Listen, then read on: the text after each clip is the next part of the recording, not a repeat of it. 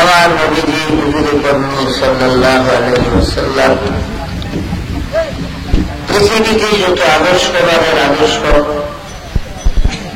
যত মানুষের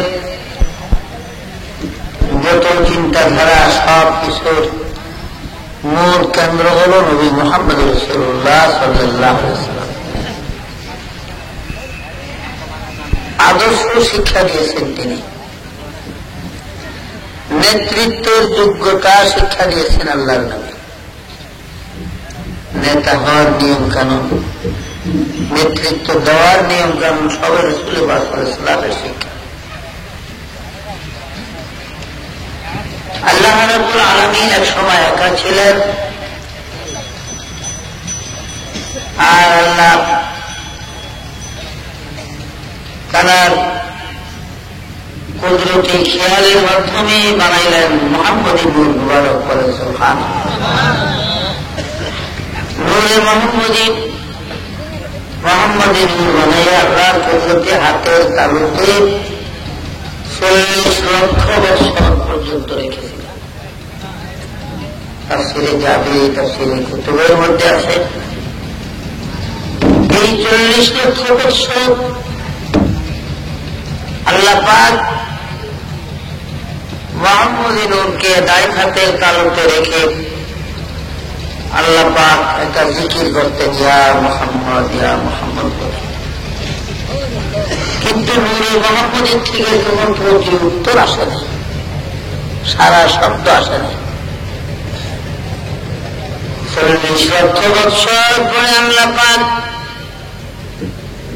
আমার আল্লাহর কুদরতি জবানে একটা আহা শব্দ তিনি উচ্চারণ করলেন।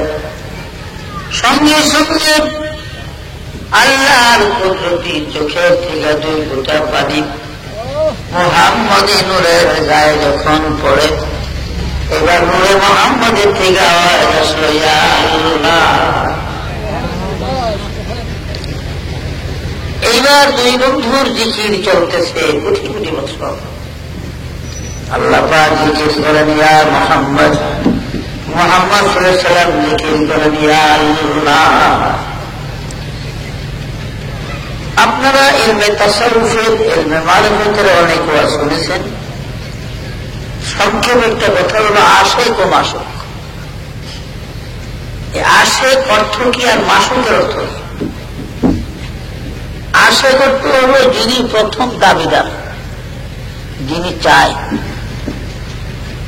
যে চায় তাকে আশিক বলা হয়, আর যাকে চাওয়া হয় তাকে বলা হয় মাসুক।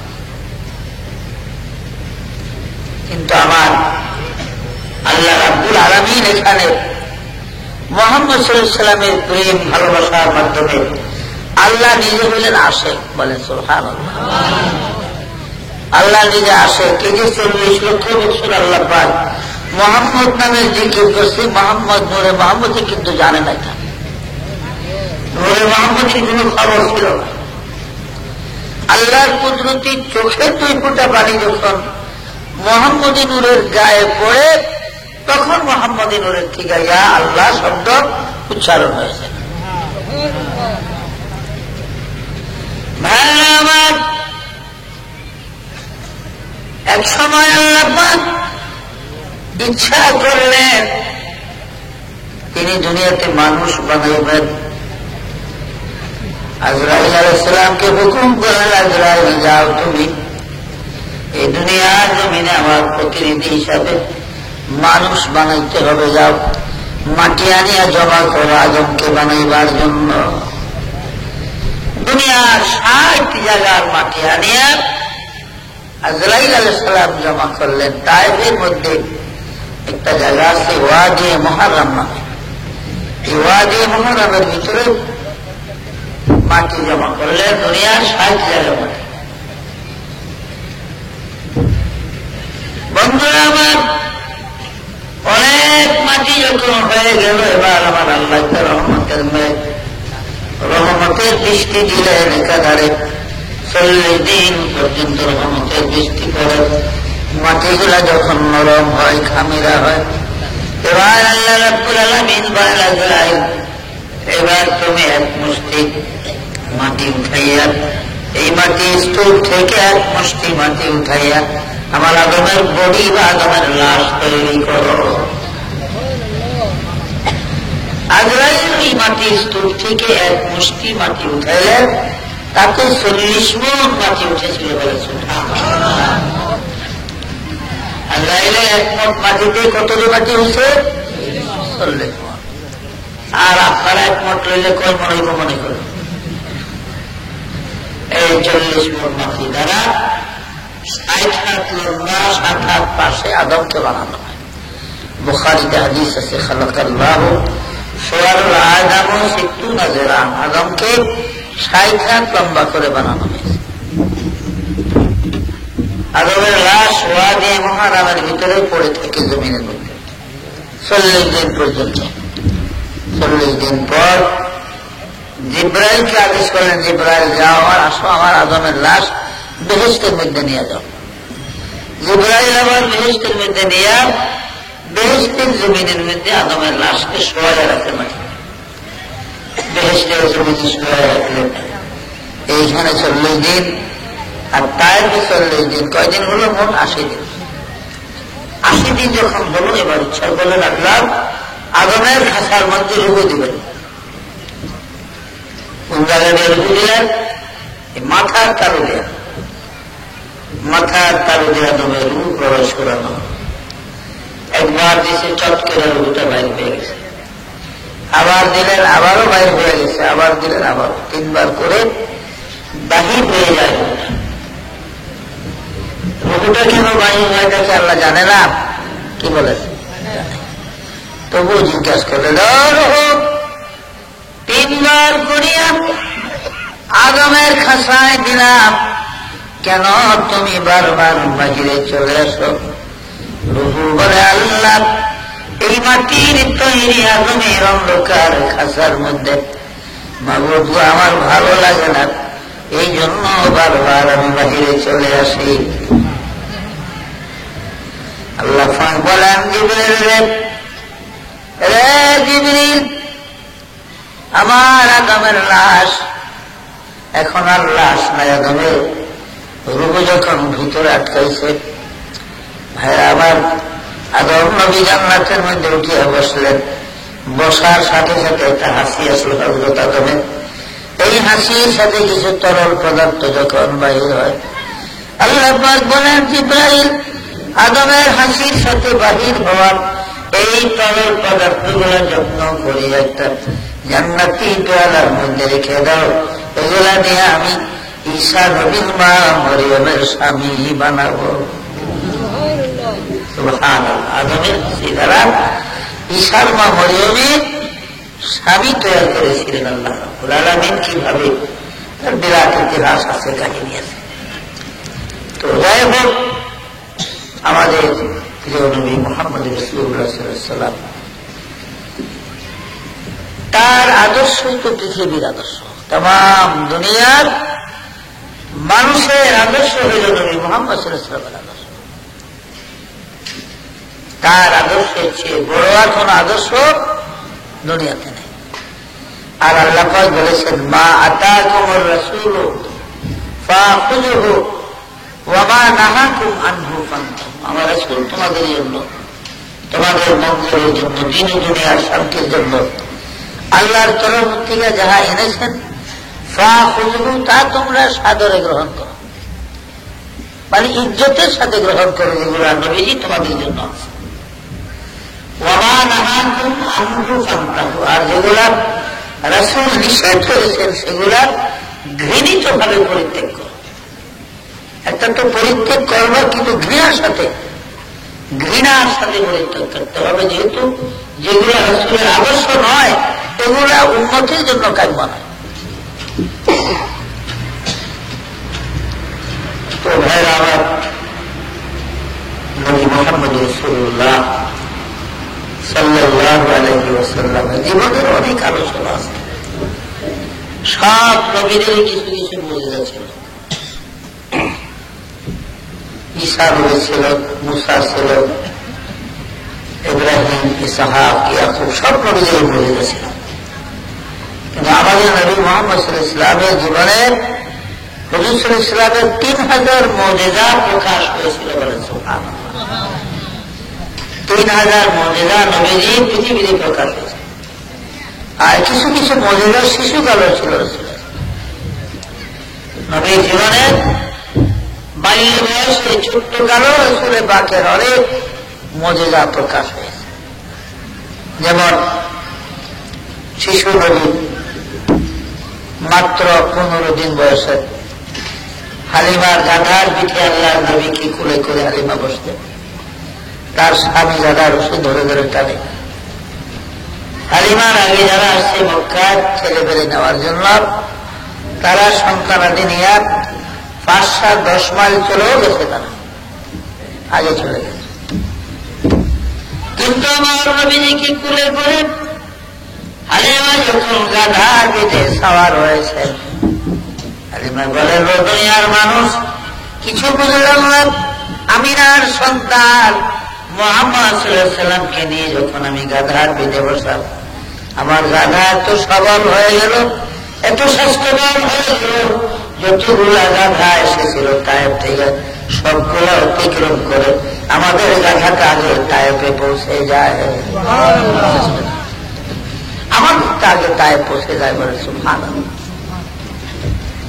এরপরে হালিমা বলেন, আমি তখন বাড়িতে গেলাম, গিয়ে দেখি আমার বাড়িতে, আমার বাড়ির ভেড়া বকরি দুম্বা কিছু অসুস্থ ছিল, রোগা ছিল, কিন্তু বাড়িতে গিয়ে দেখি একটাও রোগা নাই, অসুস্থ নাই, সবগুলা সুস্থ।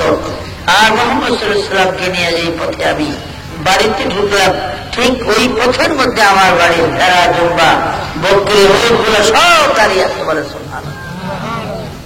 মুহাম্মদ সাল্লাল্লাহু আলাইহি ওয়াসাল্লাম যে আসবেন, মুহাম্মদ যে আল্লাহর হাবিব, আল্লাহর নবী, উট দুম্বা ভেড়া বকরিকে কে খবর দিল আমি জানি না, তারা সবাই ওই পথের মধ্যে উপস্থিত করে সুবহানাল্লাহ।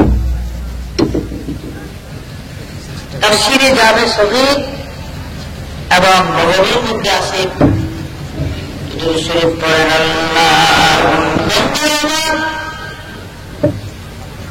জামে সগীর এবং নববীর মধ্যে রেখে আমার নবীজি যখন পৃথিবীতে আসবেন, আল্লাহর হাবিব আসবেন, রাসূলের সম্মানার্থে ইজ্জতার্থে আল্লাহ পাক জিবরাইলকে বলেন, জিবরাইল রে, এই মুহূর্তে তুমি তায়েফ নগরীতে চলে যাও তাড়াতাড়ি করে। জিবরাইলকে আল্লাহ তায়েফ যাবো কেন বলে, যাও, যেহেতু আমার হাবিব আসতেছে পৃথিবীতে। ও জিবরাইল, আমার বন্ধু পৃথিবীতে আগমনের 15 দিন যখন নবীজির বয়স হবে, তায়েফের বনু সাদ কবিলার হালিমা এসে আমার বন্ধুকে তায়েফ নগরীতে নিয়ে যাবে। এই তায়েফ তো বড় অভাবী জায়গা, দুর্ভিক্ষের জায়গা, ফসল ভালো হয় না, তায়েফের মাটি ভালো না। কাজে জিবরাইল রে, এই অভাবের দেশে, দুর্ভিক্ষের দেশে আমার হাবিব গেলে আমি আমার আল্লাহর কাছে বড় শরম লাগে। তুমি যাইয়া পাশে 72 মাইল তায়েফের, পাশে 72 মাইল দড়িয়ে 72 মাইল তোমার পাখাটা 70 হাত জমিনের নিচে ঢুকাইয়া এই 72 মাইল প্রস্ত দড়িয়ে মাটিগুলি উঠাইয়া নিয়া বাহারে মাইয়াতের মধ্যে ফেলে দাও এবং নীল নদীর মাটি আনিয়া এই 72 মাইল পরিপূর্ণ করে দাও। আমার বন্ধুর আগমনে রাত্রে দেন, আমি তায়েফের জমিন বরকতময় করে দেব। আর জিবরাইল তায়েফের এই 72 মাইল প্রস্ত দড়িয়ার মাটিগুলা উঠাইয়া নিয়ে ওগুলি পাহাড়ে মাইয়াতের মধ্যে ফেলে দাও এবং নীল নদীর মাটি আনিয়া এই 72 মাইল পরিপূর্ণ করে দাও। তাইলে আমি তায়েফের জমিন বরকতময় করে দেব।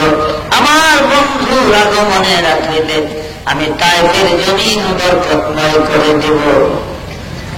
এই জন্য বৈজ্ঞানিক যুগের কোন সার নাই,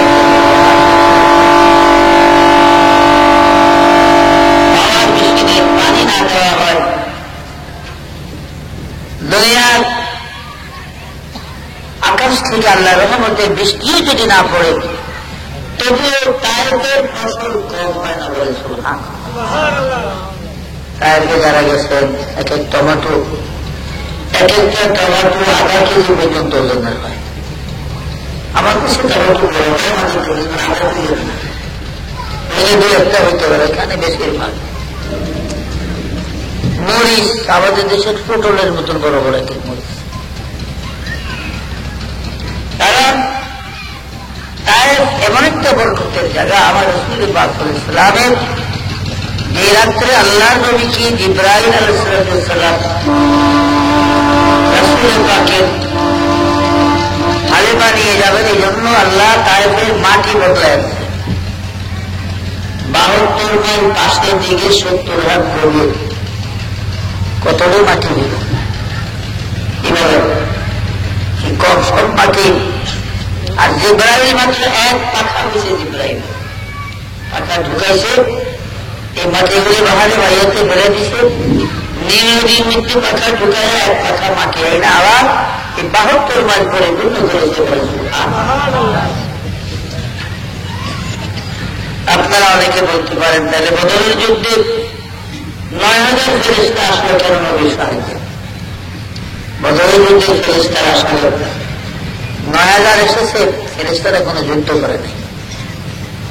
এইভাবেই ফেরেশতারা ময়দানে বিচরণ করেছে। রাসূল পাকের আপন চাচা হযরত আব্বাস বদরের যুদ্ধে তিনি বন্দী হয়েছিলেন। সাদ ইবনে আবি ওয়াক্কাস রাদিয়াল্লাহু আনহু তাকে বন্দী করে মুসলিম খিনায় নিয়ে আসেন। নবীজি আয়েশা দেখতে চলে গেলেন।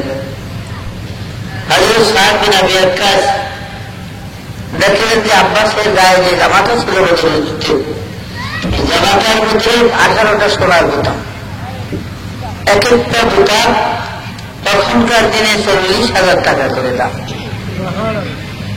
তো যুদ্ধের নিয়ম হল যে তাকে বন্দী করে বা যে তাকে হত্যা করে মারে, ওই বন্দী বা নিহত ব্যক্তির সঙ্গে যা থাকে তেল, তলোয়ার, ঢাল, কামান, টাকা পয়সা, এগুলো ওই ব্যক্তি পায়। কে পায়? যে তাকে নিহত করলো বা যে বন্দী করলো।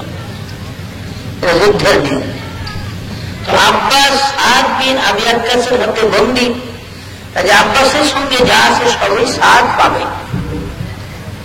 সাদের খেয়াল হলেই ঘোরা মোড়া নিয়ে লাভ নাই। তার যে 18টা সোনার বোতাম জামার মধ্যে, এই বোতাম গুলা নিতে পারলে আবার যথেষ্ট। সোনার বোতামে যখন হাত দিল সাদ, হযরত আব্বাস একটা ধমক দিলেন, সাবধান, আমার জামার বোতামে তুমি হাত দিও না, কারণ সাদ তোমার হাতে আমি বন্দী হই না। তুমি আমাকে বন্দী করো নাই, তুমি কেন আমার জামায় হাত দাও? বলবার শুনানো বুঝে আসলেন। হযরত আব্বাস তো বললেন আপন চাচা, জিজ্ঞাসা করতে চাচা কি হয়েছে? বলে ভাতিজা, এই সাদকে নিষেধ করে যেন আমার কিছু না করেন, যেহেতু সাদের হাতে আমি বন্দী হই না। আল্লাহ নবী বলেন, চাচা তাইলে কে বন্দী করলো আপনাকে বদরের মাঠে? কার হাতে বন্দী হয়েছেন? হযরত আব্বাস বলেন, ভাতিজারে তাও তো বলতে পারি না কার হাতে বন্দী হয়েছে। বলে যে সৈনিক আপনাকে বন্দী করলো, আপনি কি তার চেহারাটা দেখছেন? বলে তার চেহারাটা আমি ভালো করে দেখি না, মাঝে মাঝে দেখতাম, মাঝে মাঝে যুদ্ধের মাঝে দেখতাম না। তবে তার যখন দেখতাম তার চেহারাটা অনেকটা আমার ছোট ভাই আমির হামজার মতো, আমার ছোট ভাই হামজা বাহাদুরের মতো চেহারাটা তার অনেকটা মনে। নবীজি বলেন, চাচা আব্বাস, আপনি কি ওই শরীরের কোন শব্দ, কোন আওয়াজ পাইছেন যুদ্ধের মাঠে? এবার মনে করে যখন সৈনিক তার ঘোড়া পরিচালনা করত, ঘোড়াটা যখন চালাইত, যখন সে ঘোড়ায় চড়ে এদিক সেদিক ঘুরত, আমার আশেপাশে যখন হাঁটত, তখন আমি হাইজুম হাইজুম একটা শব্দ শুনতাম। আল্লাহ নবী বলেন বলবো এইবার আমার বুঝতে বাকি নেই। তাইলে বদরের যুদ্ধে আপনি আল্লাহর ফেরেশতা জিবরাইলের হাতে বন্দী হয়েছেন, কারণ জিবরাইলের ঘোড়ার নাম ছিল হাইজুম। বদরের যুদ্ধের দিন জিবরাইল যে ঘোড়াটা নিয়ে আসছিল তার ঘোড়ার নাম ছিল হাইজুম। কাজে আপনাকে আল্লাহর ফেরেশতা জিবরাইল বন্দী করেছে বলেছিল। এই জিবরাইল শুধু আব্বাসকে বদরের যুদ্ধের দিন বন্দী করে দিয়েছে, এছাড়া ফেরেশতারা হাত ধরে নেই মুসলমান কোন কাফেরদের উপরে। আব্বাস রাদিয়াল্লাহু কিছু মুক্তিপণ জিজিয়ার মাধ্যমে তিনি মুক্তি পেয়ে চলে গেলেন। নবীজি মুক্তি দিয়ে দিলেন, তিনি চলে গেলেন মক্কায়। বদরের যুদ্ধের 1 বছর পরে উহুদের যুদ্ধ হয়। বদরের যুদ্ধে সেনাপতি ছিল আবু হানিফা, আর উহুদের যুদ্ধের সেনাপতি আবু সুফিয়ান। 3000 সৈন্য নিয়ে উহুদের যুদ্ধে আসতেছে বদরের প্রতিশোধ নেওয়ার জন্য। নবীজি কিন্তু জানে না। আব্বাস কসম মক্কায়, হযরত আব্বাসের কাছে কয়েকবার গেছে আবু সুফিয়ান, আব্বাস আসো যুদ্ধে চলো, তোমাকে এবার সেনাপতি করবো। বলে না, আমার শরীর ভালো না, আমি যুদ্ধে যাবো না, তোমরা যাও, আমি তোমাদের মক্কার পাহারাদার হিসাবে থাকি। এটাও যুক্তির কথা। আবু সুফিয়ান যদি মক্কার পাহারাদার থাকার দরকার, ঠিক আছে থাকবে। আবু সুফিয়ান তার দল নিয়ে 3000 সৈন্য নিয়ে মক্কার হেরেমের সীমানা পার হয়ে গেছে। এদিকে ঝটফট করে হযরত আব্বাস 3টা চিঠি লিখলেন নবীজির কাছে। আবার নবীজির কাছে 3টা চিঠি লেখা, হে মুহাম্মদ সাল্লাল্লাহু আলাইহি ওয়াসাল্লাম, বদরের প্রতিশোধ দেওয়ার জন্য আবু সুফিয়ান 3000 সৈন্য নিয়ে মদিনা আসতেছে তোমার সাথে যুদ্ধ করার জন্য। হে ভাতিজা, মুহাম্মদ সাল্লাল্লাহু আলাইহি ওয়াসাল্লাম তোমার সৈন্যের সংখ্যা জানি না, তোমার যুদ্ধের প্রক্রিয়া জানি না, কি শক্তি আছে তাও জানি না। তো আমি তোমার চাচা হিসাবে আমি জানিয়ে দিলাম যে তুমি যুদ্ধের জন্য প্রস্তুত থাকো। আবু সুফিয়ান যুদ্ধ না করে ফিরে যাবে না। 3000 বাহিনী নিয়ে আসতেছে তারা। এবং কাফেরদেরকে ওই শহীদদেরকে উত্তেজনা করার জন্য 30 জন মহিলাও তাদের সাথে আছে। সব সংবাদ হযরত আব্বাস চিঠির মাধ্যমে তার নিজস্ব 3টা গোলামকে 3 পথে পাঠিয়ে দিলেন হযরত আব্বাস। একজনকে সাহেবের গিরিপথে, আরেকজনকে কাশিয়ার পথে, আরেকজনকে হুনাইনের পথে। এই 3 গোলামকে 3 রাস্তায় 3টা চিঠি দিয়ে পাঠিয়ে একই কথা যে তুমি সাবধান হও, আবু সুফিয়ান কিন্তু আসতেছে 3000 সৈন্য নিয়ে। আল্লাহ নবী এটি একই সময় নিজস্ব 3টা গোলামকে পাঠিয়ে দিলেন মদিনায়, আর বলে দিলেন, হে গোলামরা, 3 দিনের মধ্যে এই চিঠিগুলো আমার ভাতিজা মুহাম্মদ সাল্লাল্লাহু আলাইহি ওয়াসাল্লামের কাছে পৌঁছে দিতে হবে। যদি 3 দিনের মধ্যে চিঠি পৌঁছাইতে তোমরা পারো না পারো, কসম কাবার কসম আল্লাহ, আমি একজনকে জীবিত রাখবো না, তোমাদেরকে হত্যা করে দেব। তোমাদেরকে আমি হত্যা করবো যদি 3 দিনের মধ্যে চিঠিগুলো মদিনায় আমার ভাতিজা মুহাম্মদ সাল্লাল্লাহু আলাইহি ওয়াসাল্লামের হাতে পৌঁছে দিতে না। আর যদি আমি খবর পাই মুহাম্মদ সাল্লাল্লাহু আলাইহি ওয়াসাল্লামের কাছে যখন জানতে পারবো নির্দিষ্ট সময় মতো তোমরা 3টা চিঠি আমার ভাতিজার হাতে দিয়েছ, মুহাম্মদ সাল্লাল্লাহু আলাইহি ওয়াসাল্লামের হাতে দিয়েছ, কসম আল্লাহ, এই খবরটা পাওয়ার সাথে সাথে আমি তোমাদের 3টা গোলামকে আমি আজাদ করে দিব। আর শুধু আজাদ করে দিব না, এক একজনকে আমি 40,000 করে 40,000 করে আমি তোমাদেরকে টাকা দিব। বলেন সুবহানাল্লাহ। 40,000 টাকাও দিবা তিনজনকে, এবং তোমাদেরকে আজাদ করে দিব, মুক্ত করে দিব। দাসত্বের মধ্যে আর রাখবো না। চিঠিগুলো রীতিমতো মুহাম্মদ সাল্লাল্লাহু আলাইহি ওয়াসাল্লামের কাছে পৌঁছে যাওয়ার জন্য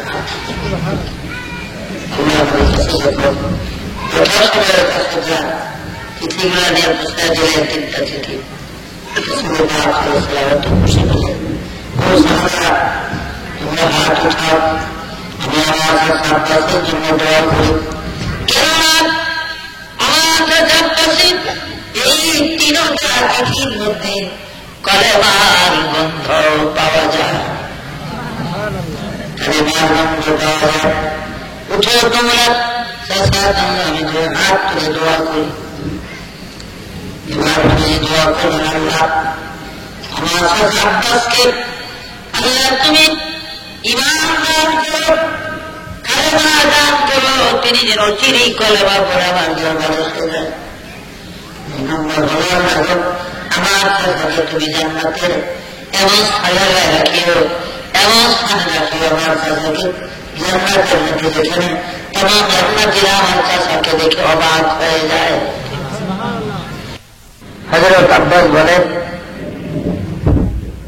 মওলুদ আরশের মধ্যে লেখে যে কসম আল্লাহ, রাসূল যখন আমার জন্য দোয়া করেন যে আল্লাহ জান্নাতের মধ্যে আমার চাচাকে এমন একটা পরিবেশে রাখবে যাবো তামাম জান্নাতীরা অবাক হয়ে যায়।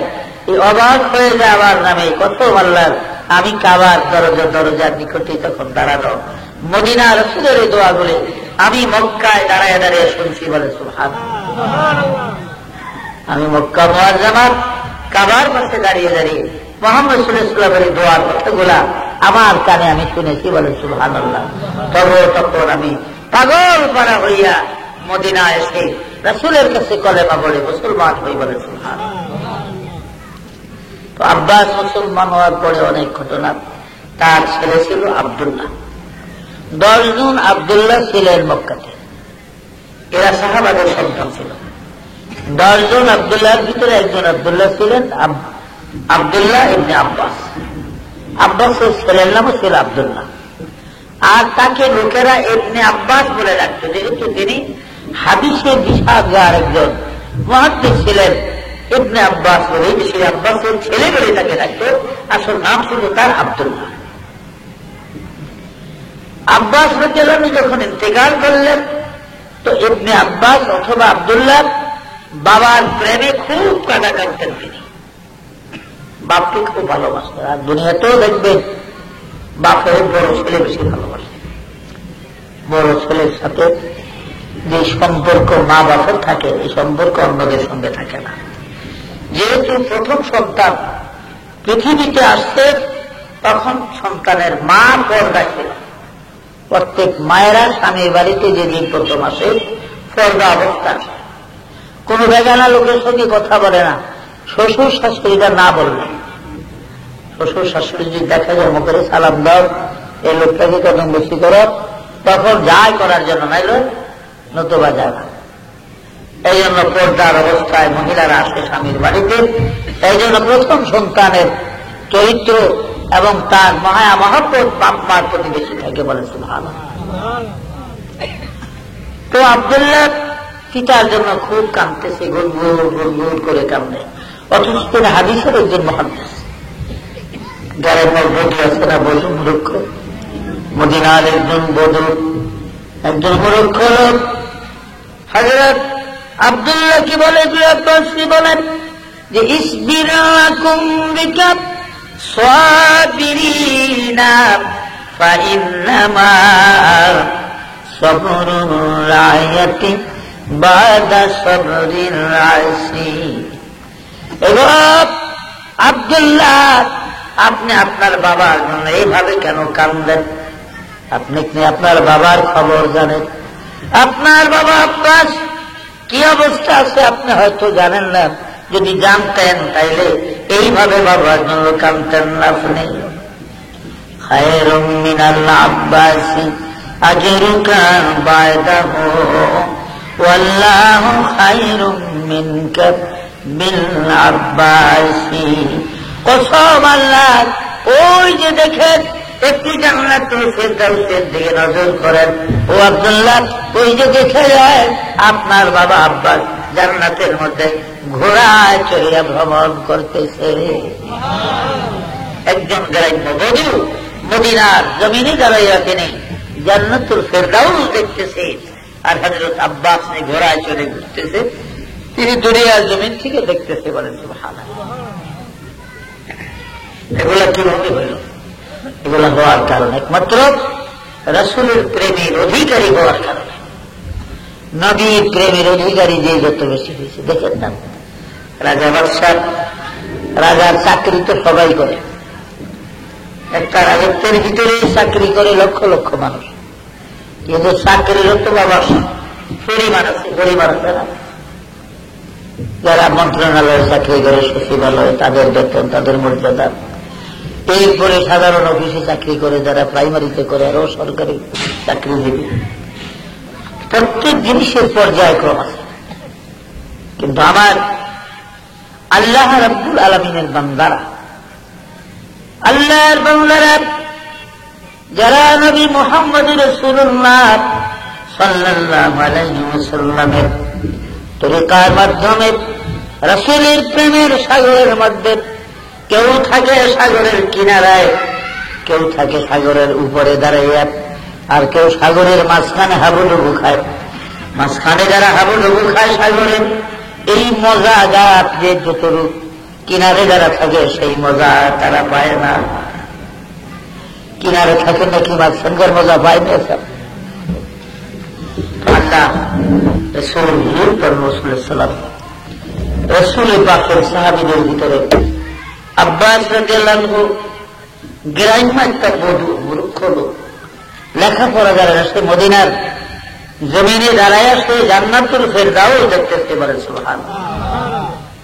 বলতেছে খায়রুম মিনাল আব্বাসি আজরুকা বাদাহু আল্লাহু খায়রুম মিনকা বিল আব্বাসি। ও আব্দুল্লাহ, দেখো ওই যে তোমার বাবা জান্নাতুল ফেরদাউসের মধ্যে ঘোড়ায় চড়ে ভ্রমণ করতেছে বলে। সুবহানাল্লাহ।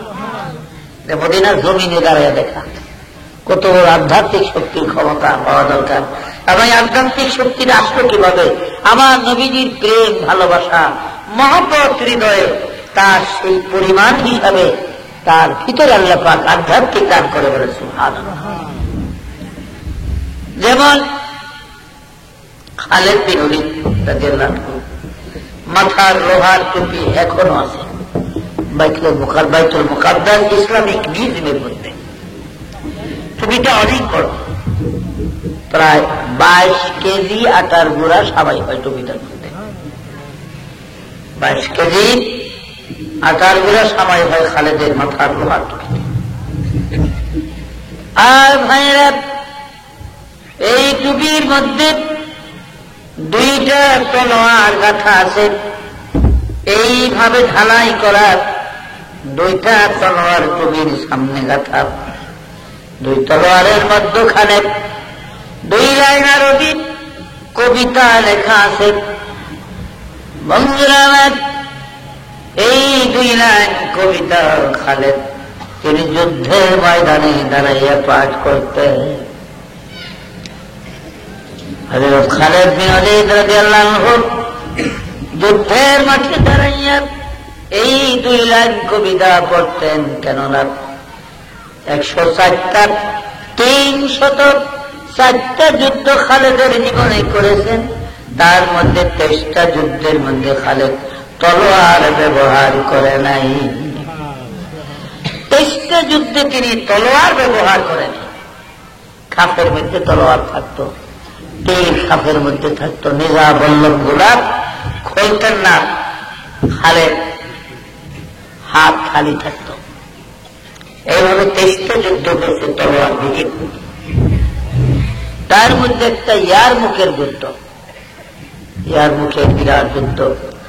রাজা তৃতীয় ইজদগ্রীবের সঙ্গে এই যুদ্ধটা ছিল। তৃতীয় ইজদগ্রীব মানে শেষ নওশরওয়া যাকে বলা হয়। এই নওশরওয়ার ছেলে ছিল খসরু পারভেজ, আর খসরু পারভেজের মেয়ে ছিল হলো শাহরবানু, আর এই শাহরবানু ছিলেন ইমাম হুসাইনের মা বলেন। ইমাম হুসাইনের স্ত্রী জয়নাল আবদিনের মা বলেন। সুবহানাল্লাহ। তার বিরাট ইতিহাস আছে খসরু পারভেজের ইতিহাস। ইজদগ্রীবের 60,000 সৈন্য ময়দানে খালেদ মাত্র 12,000 মুজাহিদ নিয়ে মদিনার থেকে তিনি রওনা হয়েছেন যুদ্ধের মাঠে। খালেদের তো অভ্যাস ছিল মদিনার সীমানা পার হওয়ার সাথে সাথে তার সঙ্গীদেরকে বলতেন, তোমরা আসো, আমি চলে গেলাম। এই বলে এত দ্রুত গতিতে ঘোড়াটা ছুটত খালেদ মিয়ার মুখের ময়দানে 60,000 কাফেরের মাঝখানে দাঁড়িয়ে আছে, আর তার সঙ্গে 12,000 মুজাহিদ এখনো 8 মাইল দূরে তারা দৌড়াইতেছে। মুখের ময়দানে 60,000 কাফেরের সামনে খালেদ। বন্ধুরা আমার, তার অভ্যাস ছিল দাঁড়াইয়া তিনি ওই 2 লাইন কবিতা পাঠ করতেন। আল জাবানাতু ফিল হারবি আরো ওয়া মান ফাররা লাম ইয়ানজু মিনান নার। এ কাফের বেঈমানরা, কার সন্তানে 3 বানাবি, কার মা বাপকে পুত্র হারা বানাবি, কার স্ত্রী বিধবা বানাবি? আয় রে আয়, আমি খালেদের তলোয়ারের সামনে আয়। ওমান ফাররা লাম ইয়ানজু মিনান নার। এই তলোয়ার দিয়া আমি জাহান্নামের রাস্তা দেখাইয়া দেই। খালেদ 2 লাইন কবিতা পাঠ করার সাথে সাথে ইয়ার মুখের ময়দানে 12,000 কাফের ধুষাধুষি করে মারা যায়। এই যে দৌড় দিছে, একটার ঘোড়ার লাগে আরেকটা বাড়ি লেগে, একটার মাথার লাগে আরেকটা মাথা লেগে, এইভাবে 12,000 কাফের মারা গেছে। কয়েক হাজার আহত, বাকিগুলো পলায় গেছে। হযরত খালেদ রাদিয়াল্লাহু ওমর ফারুক জিজ্ঞাসা করতেন, খালেদ তোমার কি প্রাণের মায়া নাই, ভয় নাই? তুমি 1000 কাফেরের ভিতরে একা ঢুকে যাও। ও খালেদ, তোমার কি জীবনের মায়া নাই, তোমার কি জীবনের ভয় নাই? বলে, হ্যাঁ ওমর, ভয় আছে, মায়া আছে। তবে শোনো ওমর, কসম আল্লাহর, এই হৃদয়ের মধ্যে একমাত্র আমার আল্লাহর ভয় ছাড়া আর কোন ভয়ের জায়গা নাই রে ওমর।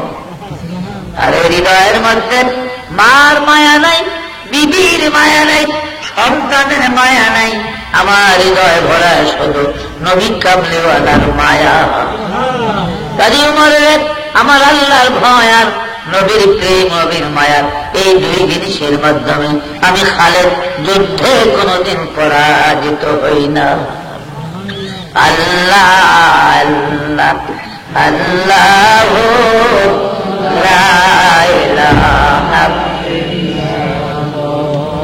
ইল্লাল্লাহ, আল্লাহ আল্লাহ লা ইলাহা ইল্লাল্লাহ।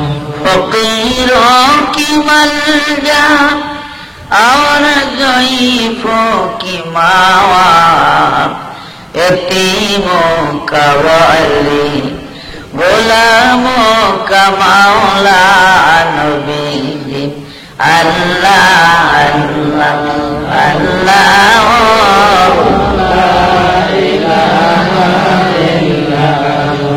अल्लाह अल्लाह अल्लाह ला इलाहा इल्लल्लाह, ला इलाहा इल्लल्लाह मुहम्मदुर रसूलुल्लाह सल्लल्लाहु अलैहि वसल्लम। मेरा मत হযরত ঈসা নবী মরা মানুষ জীবিত করতে পারতেন, এটা তার মুজিজা ছিল। তো আপনারাও নবী করবেন, তাহলে আমারও নবী পারতেন। আমাদের নবীর 3000 মুজিজা ছিল, আর আল্লাহর কোরআনই ছিল নবীজির বড় মুজিজা। বলে সুবহানাল্লাহ। জাবেরের 2 সন্তান বুখারীতে আছে। জাবের রাদিয়াল্লাহু আনহু 2 ছেলে খন্দকের যুদ্ধে খাল কাটতেছিলেন সাহাবারা। শত্রু আসবে এই জন্য বাধা দেওয়ার জন্য খাল কাটা হয়েছে। 3 দিনের ভুকা সাহাবারা অনাহারে। নবীজি সাহাবাদের কষ্ট দেখে তাদের সামনে দাঁড়াইয়া সান্ত্বনা দান কল্পে নবীজি বলতেন, আল্লাহুম্মা লা আইশা ইল্লা আইশুল আখিরাত ফারহামিল আনসারা ওয়াল মুহাজিরা। আল্লাহ সত্যি মুসলমানের এই দুনিয়ার জিন্দেগি মুসলমানের জন্য নয়, পরকাল হলো মুসলমানের জন্য। পরকালের সুখ, পরকালের শান্তি, এগুলো এই মুসলমানদেরকে তুমি দান করো। আর ফারহামিল আনসারাত ওয়াল মুহাজিরাত, আবার আনসার এবং মুহাজিরদেরকে তুমি দয়া ও রহম করো। আল্লাহ তাদের জীবনকে সুন্দর করো। নবীজির দোয়ার প্রেক্ষিতে সাহাবারা তারা উচ্চ স্বরে বলতেন যে নাহানুল্লাযীনা বাইয়াউ মুহাম্মাদান আলাল জিহাদি মা বাকিনা আবাদা। আমরা নবীজি ওই সকল উম্মত, আমরা প্রতিজ্ঞাবদ্ধ, যতদিন দেহে আমাদের প্রাণ থাকে, যতদিন আমাদের জীবন থাকে, ইসলামের জন্য আমরা জিহাদ করে যাব। আমাদের দেহে যতদিন প্রাণ থাকে আমরা ইসলামের জন্য কি করব? জিহাদ করব, আমরা যুদ্ধ করব, জিহাদ করে যাব। বলে সুবহানাল্লাহ। অথচ 3 দিনের ভুকা সাহাবীরা।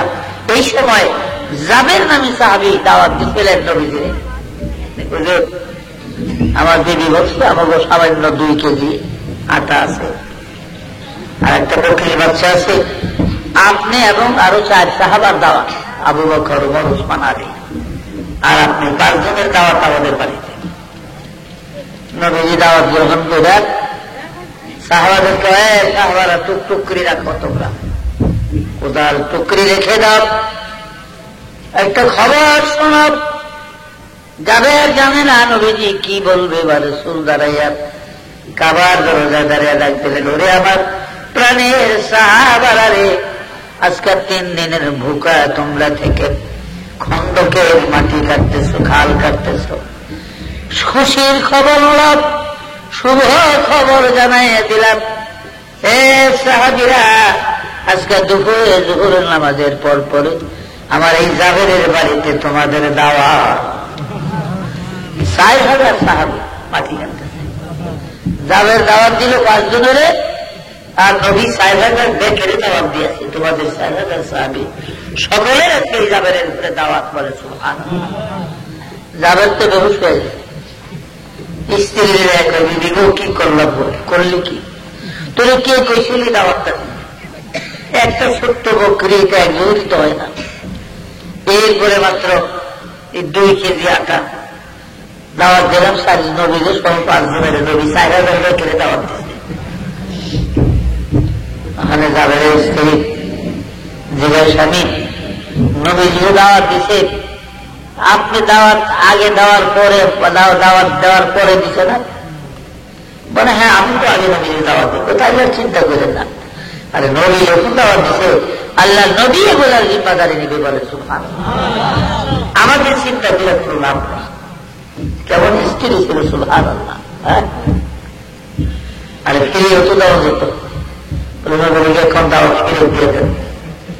হ্যাঁ, আমাদের দেশে এক কানু রোগী ছিল, চৌধুরীরা এক হিসাবে দাওয়াত দিচ্ছে। হুজুরের বউ ছিল জঙ্গলি মেজাজ। এখন হুজুরের দাওয়াত দিচ্ছি করবে, আজকে দুপুরে কখন যে ঘিরে দিয়ে জানেন না যে আমি আমার বাবার বাড়ি যাবো, আজকে খেয়ে দাওয়াত দিচ্ছি। দেখ দেখ তো বাবার বাড়ি যাবো বিকালে। সে এত কথা বলি না, ফিরিয়ে দেন কেন? বলে দেখ এই মুখ দিয়ে হুজুরের দাওয়াত দিচ্ছি, কেমনি ফিরাই যেমন পারেন এমনি ফিরাই। হুজুর আইতেছে, অনেক খেয়াল আর হুজিয়া ওই হুজুরের দিকে ফাঁস দিয়া বাড়ির দিকে দিতে মাথা দিয়া এভাবে আটক ধরে রুকু দিয়া রয়েছে। আটক ধরে রুকু দিয়া রয়েছে, ওই ফাঁসাটা হুজুরের দিলে। হুজুরে বলা বলো খাই, ওই এটা লাগে একটা ধোয়া লাগবে, এটা কি রে এলাম? কলে হুজুর আমি কাঁদবো। আর তোকে একবার কাঁদলে ওই দাওয়াত ফেরানোর লেগা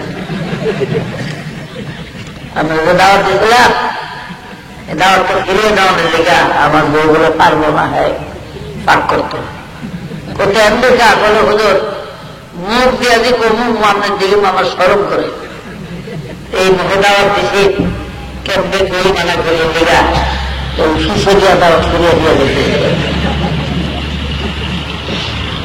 সুসরিয়া দাওয়াত ফিরিয়ে দেয় বলে যাবে রাদিয়াল্লাহু বাড়িতে যায় ছেলে বলেন দেবী কি করবো কি কিনে আপনি কায়নুকার বাজারে যান, বাজারে গিয়ে পনির আনেন, আল্লাহ নবী পনির ভালোবাসে, কিছু পনির আনেন। যাবে কায়নুকার বাজার থেকে আসার আগেই নবীজি যাবের বাড়ি থেকে হুজুর ওই দেখা সাহাবা দেখা যাবে এক লাভ মারে কি কিনা সাইডে তুলে লাভ দেয়া খুশির চোখে, এটা কোনো নাজায়েজ না শরীয়তে, খুশির চোখে খালি লাভ দেয়। আমার নবী আমার বাড়িতে কত খুশি, সুবহানাল্লাহ। যাই হোক এক বকরি জবাব হচ্ছে 2 কেজি 2 সের আটা রুটি, রাসূলের পাক রুটি এবং গোশতের কাছে গেলেন,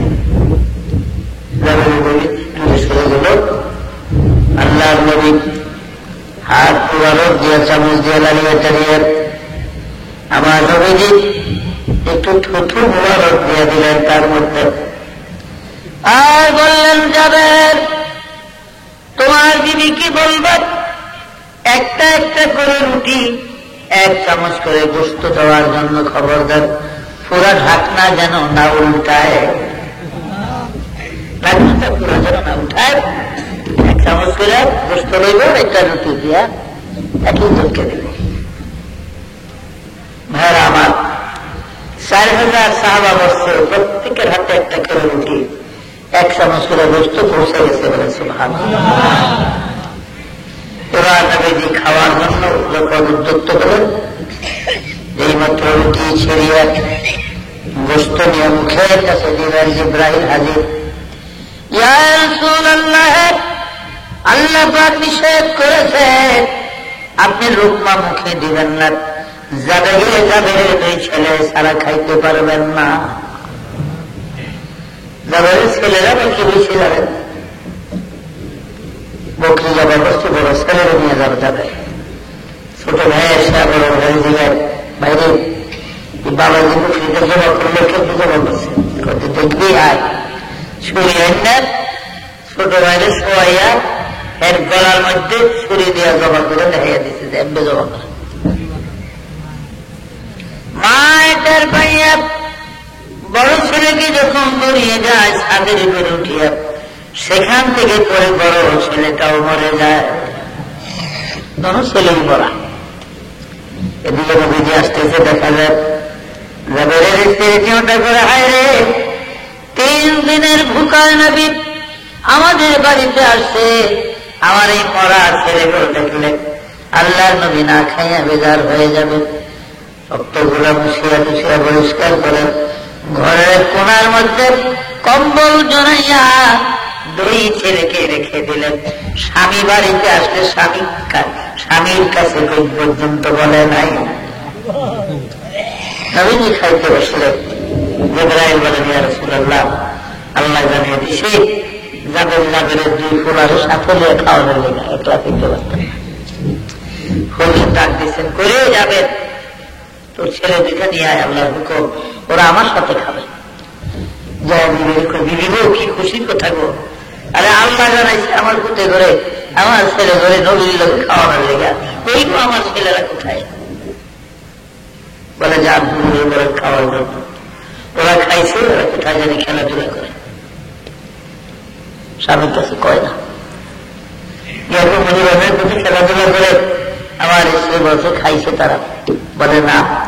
এই যে জিবরাইল বারবার বলতেছে জাবেরের ছেলেগুলো ছাড়া খাইলে হারাম হবে না। জাবের আনো তোমার 2 ছেলে কোথায়? স্ত্রী বলে না আমার ছেলেরা এখানে বাড়িতে নাই। আল্লাহ ঘটনাটা বুঝতে পারছেন, বলে যাবে তোমার বিবিকে দরজার কাছে আসতে বলো। দরজার কিনারে আসলে নবী জিজ্ঞাসা করেন, মা সত্য করে বলো তোমার ছেলেরা কোথায়? এবার যাবে যদি কান্দে, নবীজি গো আমি দুঃখিনী, ছেলে কোথায় পাবো? আমার স্বামী বকরি জবাই করে কায়নকার বাজারে গেলেন। আমার বড় ছেলে ছোট ছেলের ওই ছুরি দিয়ে জবা করিয়া দিছে। আমি ছেলেরে দৌড়াইলেন, সে ভয়ে ছাদের উপর উঠিয়া হঠাৎ করিয়া ছাদের থেকে পড়িয়া পড়িয়া যায়। ওই যে ঘরের কোনায় কম্বলের নিচে আমার দুই সোনার মানি ঘুমিয়ে রাখছি, আর কোনদিন তাদের ঘুম ভাঙবে না। আল্লাহর নবী জাবেরের ছেলেদের সামনে গেলেন, কম্বলটা ছাড়া বলেন, জাবেরের ছেলেরা রে, ঘুম হইতে উঠিয়া যা, নবীর সঙ্গে তোদের খানা খেতে হবে। সঙ্গে সঙ্গে জাবেরের দুই ছেলে দাঁড়াই যান, আমার নবীর সালাম জানাই বলে সুবহানাল্লাহ। রাসূলের মুজিজাত পৃথিবী 2,24,000 পয়গম্বরের মুজিজা ছিল, উঠেছিল আমার নবীদের মুজিজা বলে সুবহানাল্লাহ। 4,000 সাহাবা, যাদের 2 বকরি আর 2 কেজি আটার রুটি সবাই মিলে খাওয়ার পরেও রুটিও গোষ্ঠের পরিমাণ আগে যা ছিল তাই থাকিয়া যায় বলে সুবহানাল্লাহ। তো ভাইরা, আসে নবীর উম্মত আমি আপনি, রাসূল পাকের ইজ্জত বরকত এবং নবীজির মুজিজার যে তাৎপর্য, এগুলা কোন নবীদের সমকক্ষ নয়, কোন নবীরা তার মতো হতে পারে না বলে সুবহানাল্লাহ। হুজুর নূর সাল্লাল্লাহু আলাইহি ওয়াসাল্লামের বয়স যখন মাত্র 5 বছর, কোন রাওয়াতে আছে 6 বছর, মার সাথে তিনি মদিনায় গেলেন, বাবা আব্দুল্লাহর কবর দেখলেন, তারপরে আসবার কারে বদরের কাছে মা আমিনা মারা গেলে আমিনার কবর দিয়ে তিনি চলে আসলেন। মা মৃত্যুর পরে উম্মে আয়মানের কোলে থেকে রাসূল তো কান্দা কাঁদতেন, মার জন্য কাঁদতে কাঁদতে শেষ পর্যন্ত চোখের ভিতরে এত ব্যথা হলো, চোখে শাড়ি পরে গেল, পর্দা পরে গেল নবীর চোখে। রাসূলের হিতাকাঙ্ক্ষী একমাত্র দাদা আব্দুল মুত্তালিব আমার নবীজির কোলে করে ওয়ারাকা ফাদরির বাড়িতে গেলেন। ফাদরি সাহেব, আপনি মানুষের ধ্যান ফুক দিয়ে দিলে ভালো হয়ে যায়, আমার এতিম নাতিদার চোখে অসুখ, বড় বিমার, ও ফাদরি সাহেব মেহেরবানি করে আমার নাতিদার একটু ফু দিয়ে দেয়। হ্যাঁ, আমার ফাদরি ওয়ারাকা রাসূলের চেহারা দেখে নবীজির দেখে আশ্চর্য হয়ে গেলেন। অনেকক্ষণ চুপচাপ থেকে এবার ওরাকা বলেন, আব্দুল মুত্তালিব আপনার নাতিরে কোলে করে একটু বসেন, আমি একটু আসি।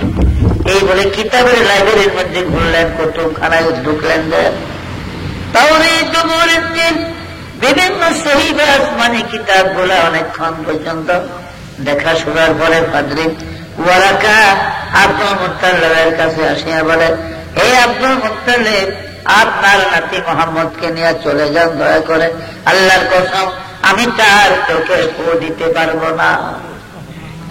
বলে, ফাদলি সাহেব কেন পারবেন না, কারণ কি? বলে, শোনেন, আখিরি পয়গম্বর শেষ নবীর যত নমুনা সমস্ত আপনার নাতি এই মুহাম্মদের মধ্যে পাওয়া যায়। আর এই ছেলে যদি সত্যিকার আখিরি নবী হয়ে থাকে, শেষ পয়গম্বর হয়ে থাকে, তাহলে কসম আল্লাহর, আমি আপনার এই নাতির চোখে ফু দেওয়ার সাথে সাথে আমি ওরাকা বোবা হয়ে যাব। কারণ পৃথিবীতে এমন লোক নাই যে মুহাম্মদ সাল্লাল্লাহু আলাইহি ওয়াসাল্লামের শরীরে ফু দিতে পারে বলে সুবহানাল্লাহ। তাই আমি ওরাকা দিলে বোবা হয়ে যাওয়ার সম্ভাবনা আছে। বলে, তো তাইলে আমার নাতির কি কোনো ওষুধ নাই চক্ষু ভালো হওয়ার? বলে,